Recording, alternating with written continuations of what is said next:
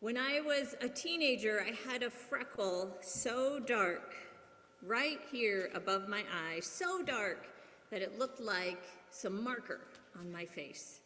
And I cannot count the number of times someone said, "Oh, you have ink on your face," and tried to wipe it off. At least 200 times that happened to me. All that wiping, or maybe the 30 years of sunscreen, must have worked because it's not there anymore. It wore off. Today, as perhaps you can see, did I get it on there? I do have something on my face. I have the ashes of Ash Wednesday. Today is the first Sunday of Lent, and I have been reflecting anew on the meaning of the ashes this year. Why is it that we would want to mark ourselves with a sign of our mortality and wear it around all day? Ash Wednesday marks the beginning of Lent, the 40 days before Easter, during which we take time to prepare ourselves to fully experience again the story of Jesus' death and resurrection. Often people choose to take on a spiritual practice during these 6 weeks, like daily prayer or journaling acts of kindness, or a fast from something distracting or disheartening. Babak, our church treasurer, told me that during Lent, I'm not allowed to start anything new. But I'm not choosing that practice. I can't. And the ashes are intended as a reminder of our mortality, that life is short, that we might consider our earthly lives with the seriousness they deserve. The words we traditionally say are, "Remember that you are dust, and to dust you shall return." Right now, I'm reading the novel Half of a Yellow Sun by Chimamanda Ngozi Adichie, which takes place in the Nigeria of the mid-20th century. One of the main characters, Odenigbo, has lost his mother to a civil war, and he finally begins to cry and share his grief with his wife. "I never did enough for Mama," he said finally. "We never actively remember death. The reason we live as we do is because we do not remember that we will die." Ash Wednesday is one of those moments that give life and make life more vibrant by reminding us that this earthly life is temporary, and so to hold it lovingly in our hearts. When I served a church in Chicago, one year a group of local clergy met together on a bitterly cold Ash Wednesday near the entrance to the L train, offering ashes to go for people on their way to work who might not have time to make it to a church service that day. I have to admit I was skeptical, but as I recall, it was very appreciated. People were thankful for this way to continue the tradition of their faith. They were thankful that the church came to them on their commute. Sometimes, after the priest or the pastor gets through with this blessing, the ash mark on a person's forehead might look like nothing more than a smudge, especially as the day wears on, but it is given as the sign of the cross. In this symbol, I see our sacred reaching. There's the upward reach from us to God, from us toward eternity, from us to the heights for which we long. Heights of love and kindness and wisdom and clarity of mind and heart. And then there's the side-to-side reach of our arms as we stretch toward our neighbors and towards those we love most dearly.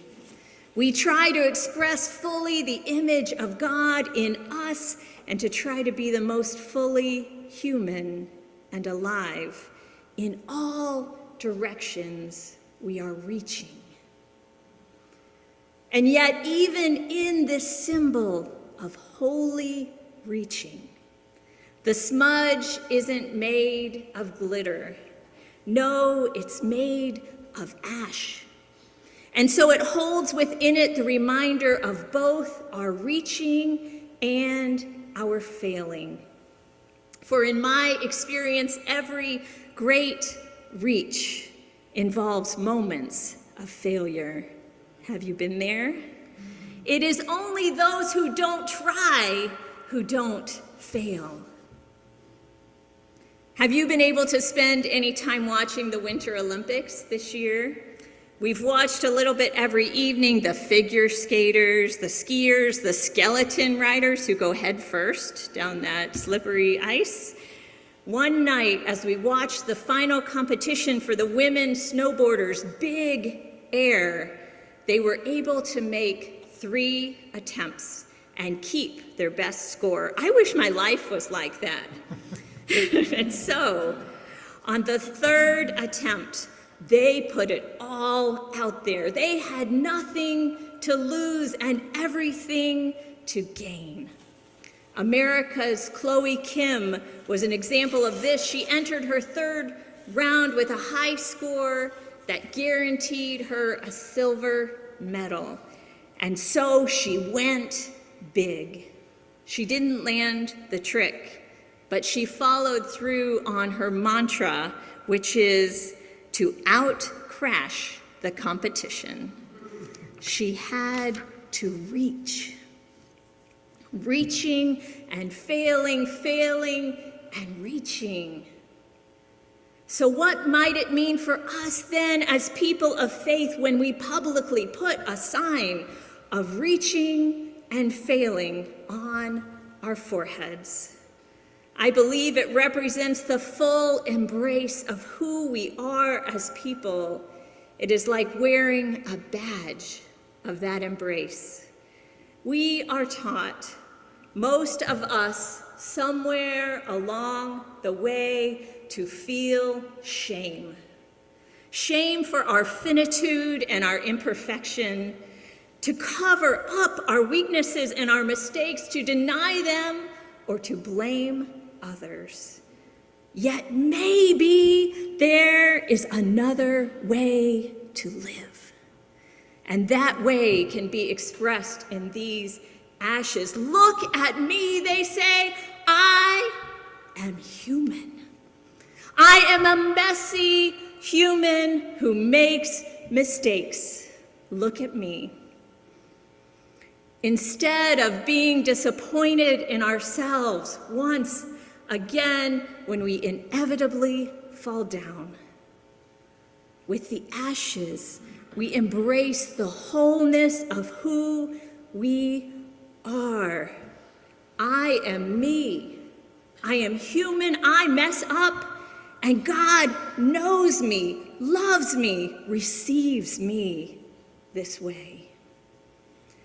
Psalm 32, which we heard this morning, speaks of carrying a heavy burden of silence and shame, and the release and merciful embrace that come with openness to God.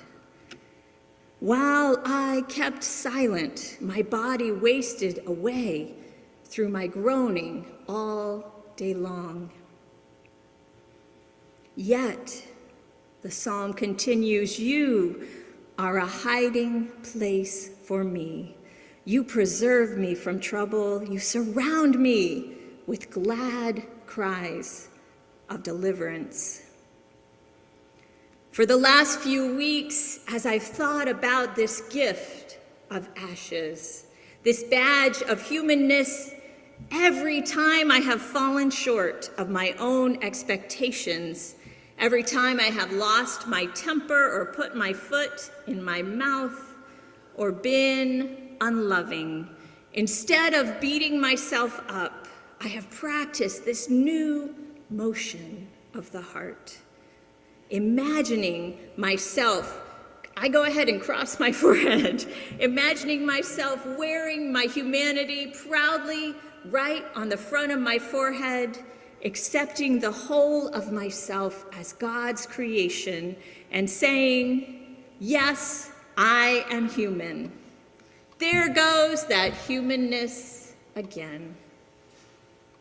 I want you to have this new motion of the heart.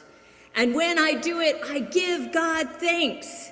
Thanks for the failure. Thanks for the reminder that I'm finite, a creature, a part of something much larger than myself, held not in my own strength, but in God's strength.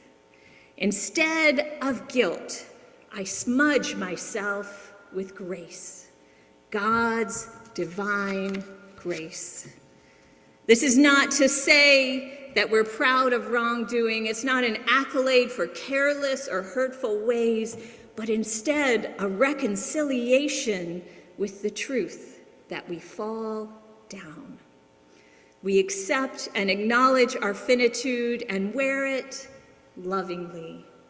Though we resist being fragile and imperfect with all our might, that fragility, that imperfection, those are part of the vitality and beauty of life.